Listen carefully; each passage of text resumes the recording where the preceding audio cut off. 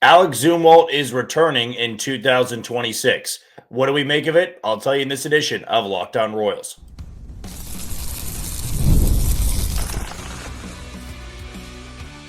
You are Locked On Royals, your daily Kansas City Royals podcast. Part of the Locked On Podcast Network, your team every day. You are tuned in to another edition of Locked On Royals in the Locked On Podcast Network. I'm your host, Jack Johnson, and you can find me on Twitter at JohnnyJ_15. That is at JOHNYJ_15.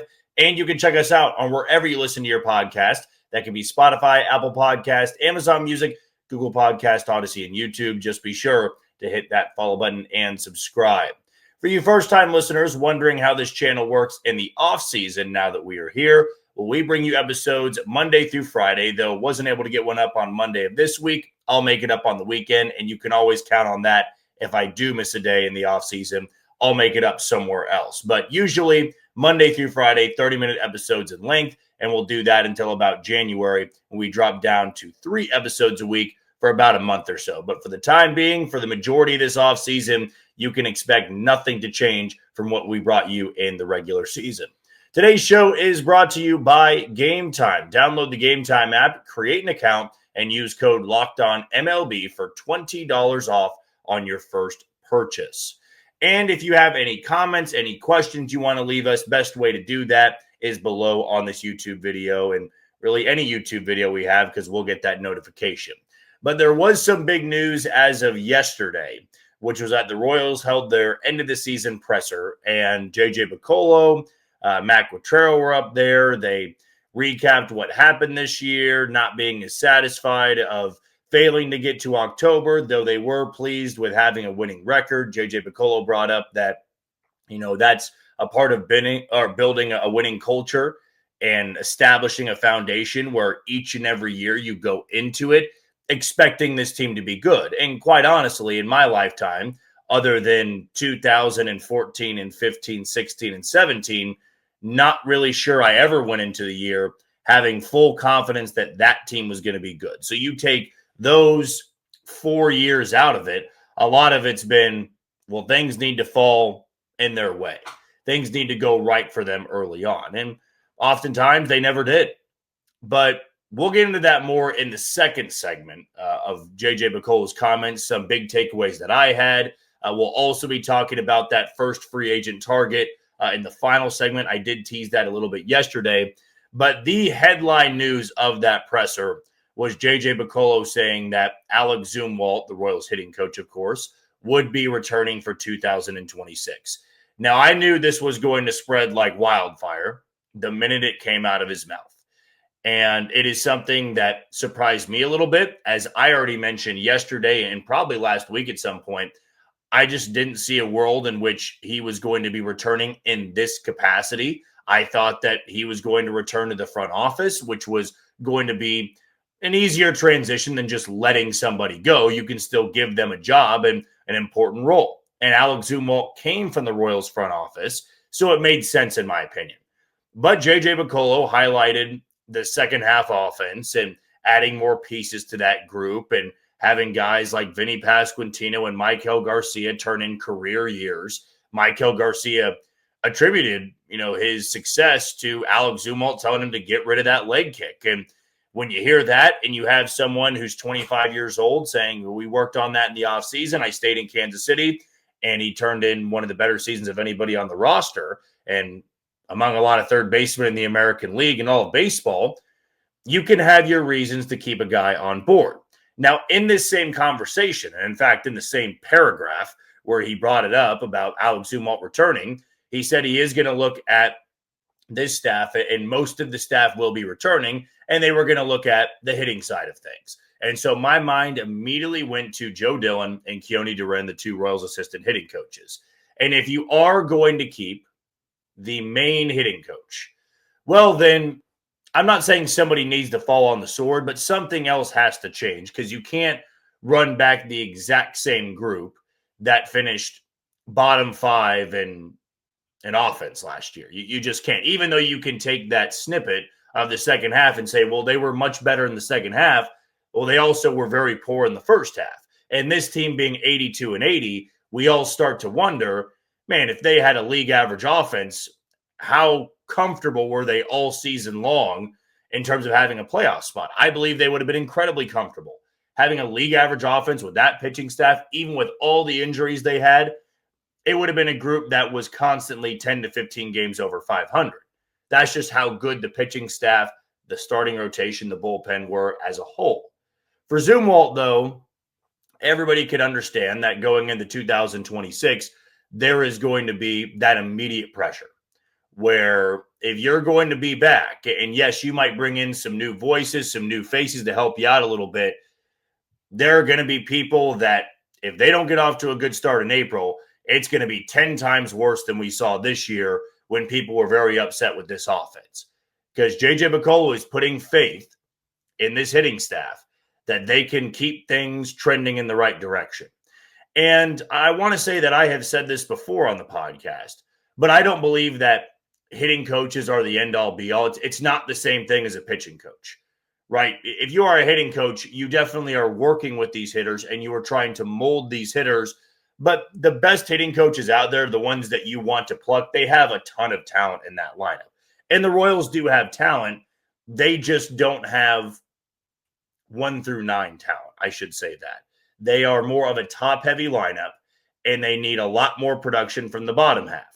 And that also falls on JJ Picollo to assemble a roster that is good enough to endure some of those lows and really prevent those lows from even happening at times. You know, when I watch the Royals in 24, when I watch them in 25, you go back and see some of those highlights, or you go watch old games. If Bobby Witt Jr., Vinny Pasquantino, and Salvador Perez weren't hitting in 24, nobody else was going to pick them up. In 25, if it wasn't Bobby, Salvi, Vinny, and then Garcia, you just weren't going to be getting that anywhere else. You weren't going to be getting that production from Jonathan India or Kyle Isbell or Jack Caglione or Michael Massey. You weren't going to be getting that from any of those guys. They aren't asked of being the big pieces of that lineup. But I feel that Alec Zumwalt and whoever they would bring in can be helped out a little bit by having a more well-rounded lineup. To look at 6 to 7 above league average bats where you're not having to mold and develop 5 guys in that lineup or help some of those guys out through slumps. Now, that's their job. Don't get it twisted. Hitting coaches are there to provide, teaching. They are there to help them through the lows of the season. They're there for the tweaks and this and that. And some guys that they put faith in last year, even under Alec Zumwalt, they might have made a tweak here or there. It just didn't work out. And that is a thing in its own, right? Are you giving the right instruction? Or how much is Keone Duren and Joe Dillon giving those instructions? So my take on it is, yes, we can be a little bit confused as to why the Royals didn't make a change there.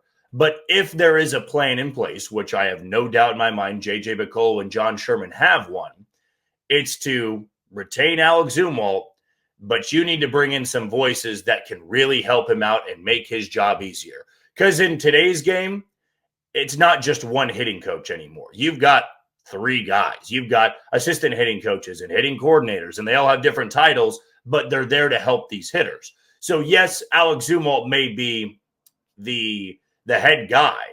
He's got the title under his name of hitting coach, but there are other coaches that are helping out these hitters. Otherwise, they wouldn't be on this coaching staff.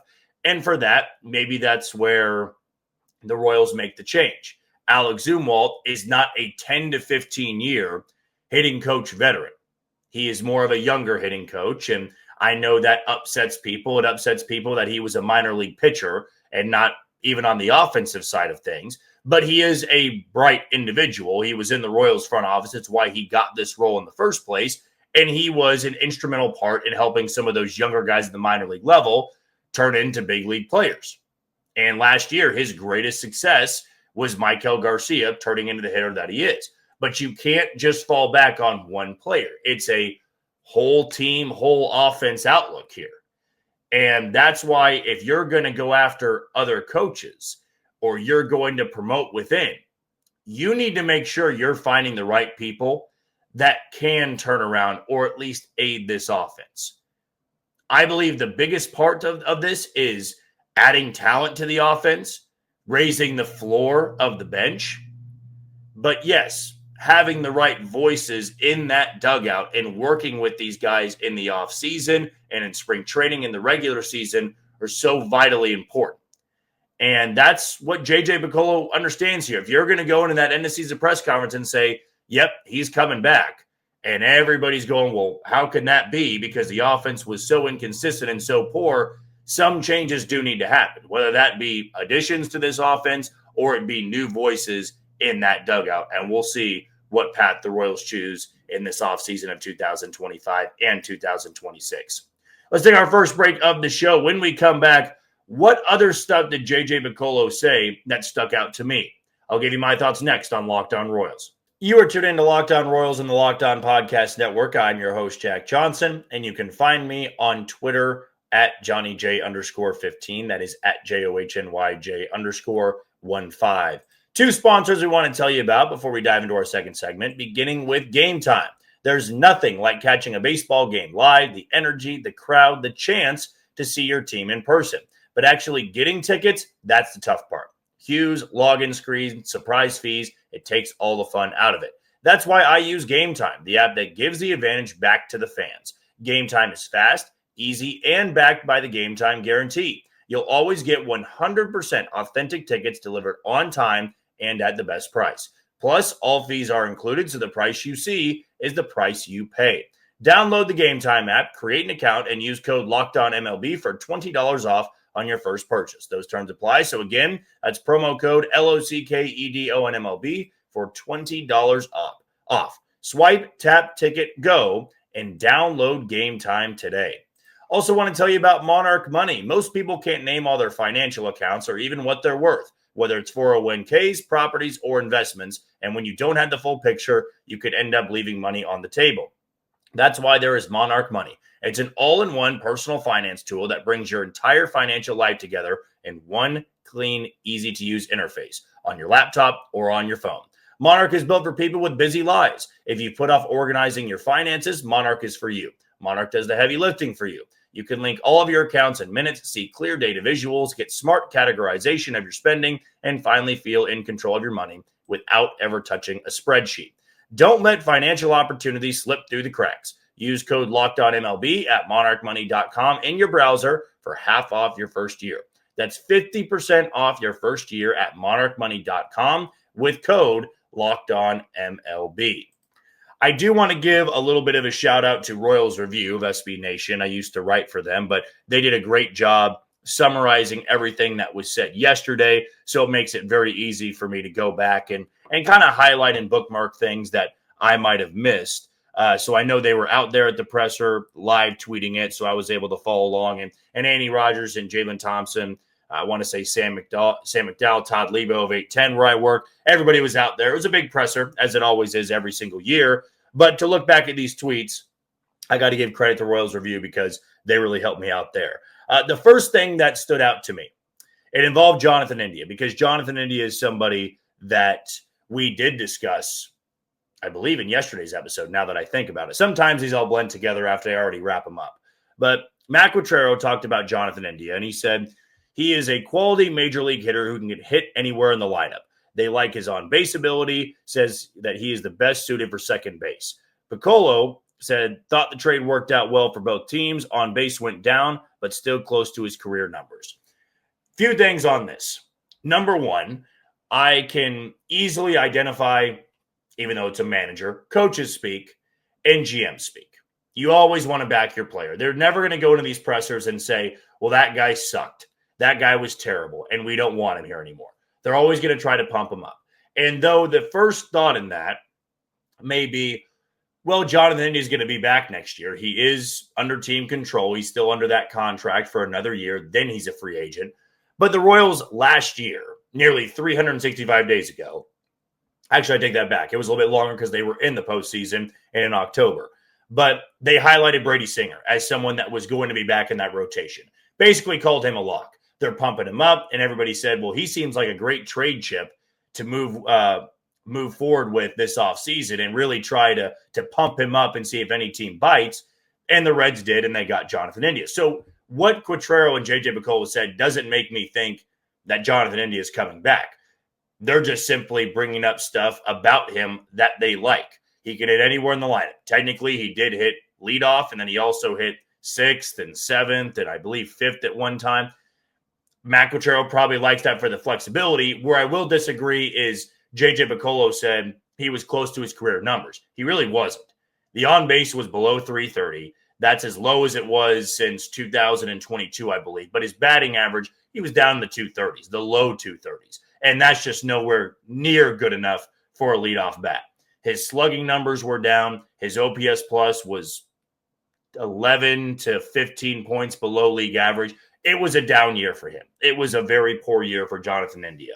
He battled injuries. He didn't play good defense. Yes, they're bringing up that he needs to stay at second base, but what does that tell you about Adam Frazier and Michael Massey? Both of those guys give you fine defense. Adam Frazier was the best offensive threat of that bunch, which kind of leads me to think the Royals should look into bringing him back as a bench piece at bare minimum in this offseason. But I didn't really enjoy hearing that they made it seem that Jonathan India's season wasn't that bad when it did impact the Royals offense in a major way. They went out there to acquire somebody to be their leadoff bat, and in the end, it was a 35-year-old they acquired at the deadline to become that leadoff bat, or Michael Garcia, who they had all along. We'll see what they do with Jonathan India, but honestly, this didn't make me think, they're going to be keeping him around, because they did the same thing with Brady Singer at the end of the season presser last year. He's going to be a lock. He's coming back. Not worried about that whatsoever. The next thing that he did talk about was the ground ball rate with Jack Caglione. It was nice to hear that he needs to get the ball in the air. Good things are going to happen when he does that. It's about pitch selection as well. This came from JJ Picollo. That is important. And we have highlighted that on the show before. He is too powerful of a bat to be beating the ball into the ground and rolling it over to second base. I don't care if you hit a ground ball to second base at 140 miles an hour. I would rather you hit it in the air at 105 and see where it takes you. Because Jack Caglione has such a long bat path, and if he can fix that swing to be generating the power and lifting the ball in the air, he has got so much strength where all of those ground balls to second base will turn into home runs over the right field fence. So I like that approach of having somebody work with him to really hammer in. You cannot be beating the ball into the ground. The best case scenario for him is he's hitting line drives. You hit the ball hard, you hit line drives. Even if you have 15 to 20 home runs next year, but you're hitting line drives to all fields, that's going to improve your numbers across the board. And in speaking of the offensive philosophy, JJ also touched on the Royals' ability to not strike out, but how it's not a great measuring tool for how good your offense can be. Right? If you don't strike out at all, which the Royals do that better than anybody, it's also not a good thing if you're swinging early in counts and having weak contact. And the Royals did have a couple of guys that produce only weak contact, and they're singles guys, but they also have a ton of guys who hit the ball incredibly hard, and they don't strike out. Right? Michael Garcia did a great job this year at not striking out. Vinny Pasquantino, same thing. Salvador Perez will have his strikeout numbers, and he doesn't walk a lot, but he has 30 home runs and 100-plus RBIs. Bobby Witt Jr. is not a strikeout guy. So they've assembled this lineup with limited, big strikeout guys, 200-plus strikeout guys, and that's fine. But you also want to have guys in that lineup that can really provide the thump in the order. I look at a hitter like Kyle Schwarber. He will be a free agent. I'm not trying to say that the Royals should go after him. But the Phillies, in the way they've constructed their lineup, they're all right with him striking out a bunch because he walks a bunch and he's hit 50-plus home runs this year. Cal Raleigh's someone that is elite defensively, but he's not hitting 285, 290. No, he's sitting down in the 240s. But when you have 60 home runs as a catcher and you've driven in over 120, you're going to live with the strikeouts there. And that's what it comes down to, in my opinion. Right? Do I want a hitter who never strikes out but hits 250 with a 290 OBP? Or would I rather have someone, or I probably should say 270 to 275, or would I rather have a powerful bat that hits 230 to 240 with a 360 on-base percentage but slugs at 600 or has an OPS north of 900? has 40 bombs, right? I'd rather have the second player there because I want hitters in this lineup that can do damage. Are the guys that are singles hitters that rely on soft contact the ones that are going to do damage when it's all said and done? No, those players are bound to regress at some point. So for the Royals in this offseason approach, you need to find some of those guys that are the difference makers. And there will be guys through trade, there will be options through free agency, and I can't wait to see who they're going to be targeting come November, come December, and come January. What did you take away from the Royals' end-of-season press conference? Let us know in the YouTube comments below. Before we wrap up our show, want to give you my first free agent target of the offseason and why I believe he's such a good fit for the Royals. That's coming up on Locked On Royals. You are tuned into Locked On Royals on the Locked On Podcast Network. I'm your host, Jack Johnson, and you can listen to us on wherever you download your podcast. Our final sponsor we want to tell you about is FanDuel. The NFL season is here, and FanDuel has an offer you do not want to miss. Right now, new customers can bet just $5 and get $300 in bonus bets if you win. That's right. Pick a bet, put down $5, and if it hits, you'll unlock $300 in bonus bets to use across the app. So what are you waiting for? Visit FanDuel.com to download the FanDuel app today and get started. For my picks, I'm going to stay in Major League Baseball. I can't recall if I got mine correct yesterday. I want to say at least 2 of 3. But I will take the over on innings pitched for Tanner Bybee in the Guardians game against the Tigers. I will also take Riley Green to homer in this game. I always love having those home run picks. And then I'm going to take the strikeout total for Dylan Cease as the Padres are trying to avoid their season coming to an end in Chicago against the Cubs. First pitch for Tigers and Guardians, 12:08 on ESPN. For the Cubs and Padres, it'll be 2:08 p.m. Central Time. I know a lot of people are going to be excited about this when we talk free agent targets this offseason because you have a chance to dream a little bit. And this guy just screams the perfect fit for the Royal, and in my opinion, a difference maker. And it's not to fall in love with numbers that this guy posted in 1 year. One of the guys that we brought up last offseason was Tyler O'Neill. Had a great year in Boston, signed a big contract with Baltimore, and he didn't do anything. And I was somebody that fell for some of those numbers he did in Boston, or he posted in Boston, and it just did not translate for the Orioles this year. And he was hurt the majority of the time. But I have a pretty good idea as to what the Royals want to go after in the offseason. And this has been a constant for the last couple of years. You know they're going to try to go and target outfielders. You know they want to have guys that can get on base at a higher clip than they've been posting in the past as a team. They definitely want to transition to that identity of an offense of we do have 5, 6, 7 guys who are known for getting on base. You're always going to have your guys like Salvador Perez who, you'll take the 30 home runs and 100 plus RBIs, but he's never going to walk. He's never going to get on base at a 360, 370 clip. His best year will be in the 340s probably. But this player is someone that I wanted last year. I didn't expect him to be as good this year. So he's going to cost more than he did last year, but it's Harrison Bader. Harrison Bader feels like the perfect center fielder for the Royals. He is going to have a market. There are going to be teams like the Phillies, like the Mets. Again, I'm sure the Mets want to go out there and target him after having him in 24. Maybe someone in the AL Central like Cleveland, who never really had a consistent center fielder, might go after him.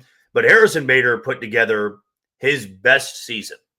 And he's 31 years old. I believe will be 32. Let's see here. He'll be 32 next June. But he's one of the best defensive center fielders in the game. But along with that, he was incredible offensively this year. And he was one of the deadline pickups for the Phillies. You're going to see him play probably pretty deep into October this year. And that can always increase the money value of him. But for Minnesota, which is where he began the year, in 96 games, I thought he was tremendous. Hit 258 at a 339 OBP, a 439 slug, and had an OPS plus of 113, 13 points above league average. And how often have we said, man, if Kyle Isbell could be a league average bat, he's tremendous, right? If he could be a league average bat with that defense, you are just fine in center field. And Kyle Isbell had a career year himself, but he was not a league average bat. He doesn't hit for much power. He's one of those guys that's more of a soft contact singles hitter. And I just feel that Harrison Bader could be that upgrade in center field. And Kyle Isbell could become your fourth outfielder because he's still so elite defensively.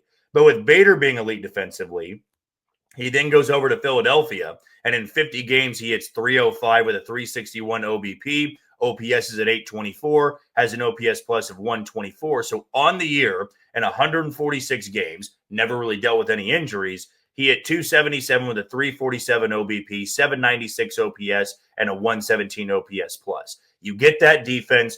You get 17 home runs there from him. I also feel that, he's still got the speed. He stole 17, and that was last year. He stole 11 bags this year. He stole 10 with Minnesota. Didn't really run at all with Philadelphia. But I believe he's got that upside to be a 20 stolen base guy for the Royals next year. And we know how much they value that defense in center.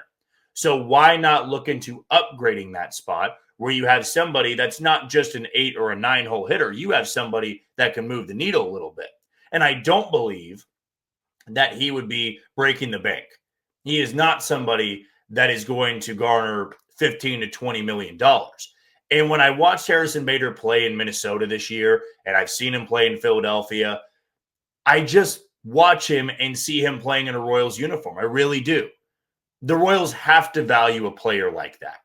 They love defense. They love defense in the outfield so much they are willing to live with subpar offensive numbers. So why not look into a player that can bring you that defense, but also can bring you good offensive numbers? And Bader, too, is someone that is posting career numbers. And prior to 2025 with Minnesota and Philadelphia, he was not putting up good numbers. He was not good with the Mets. He was not good with the Yankees. He was not good with the Reds. He wasn't that great at St. Louis at the very end. It really wasn't since 2021 that Harrison Bader was an above average bat.